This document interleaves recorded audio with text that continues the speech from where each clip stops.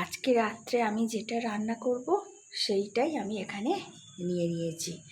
তো আমি নিয়েছি দেখো আলু, কুমড়ো, আদা, রসুন আর টমেটো, একটা টমেটো।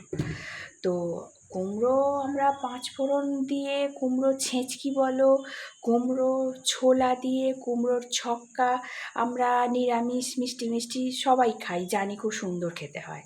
কিন্তু এই তরকারিটা করার সময় মানে 5 ফোড়ন দিয়ে কুমড়োটাকে ভেজে নিয়ে আলুটা যখন দেবে, সেই আলুটার সঙ্গে ককোয়া রসুন বেটে নয় কিন্তু কুচিয়ে দেবে।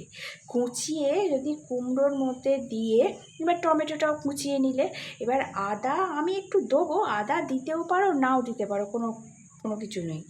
তো যাই হোক, দিয়ে এইবার তরকারিটা যেরকম ধনে গুঁড়ো, জিরে গুঁড়ো, মিষ্টি, ঘি, গরম মশলা এইসব দিয়ে তরকারিটা করবে, করে দেখবে এত সুন্দর কুমড়োর তরকারির টেস্ট হয় না, না খেলে চিন্তা করতে পারবে না। সেই কুমড়োর তরকারি শুকনো শুকনো ভাত দিয়ে, রুটি দিয়ে, পরোটা দিয়ে অসাধারণ খেতে লাগে।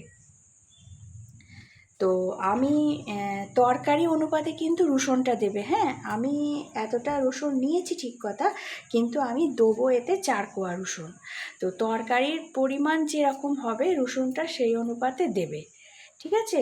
তো একবার আমি যেরকম বললাম আমার মতো করে করে দেখো, অসাধারণ খেতে লাগবে। তো ভিডিওটা কীরকম লাগলো অবশ্যই জানাবে, আর হ্যাঁ তরকারিটা করে খেয়ে কিন্তু আমাকে কমেন্টে বলবে যে তরকারিটা কীরকম লেগেছে। তো ঠিক আছে, আজকের মতো টাটা।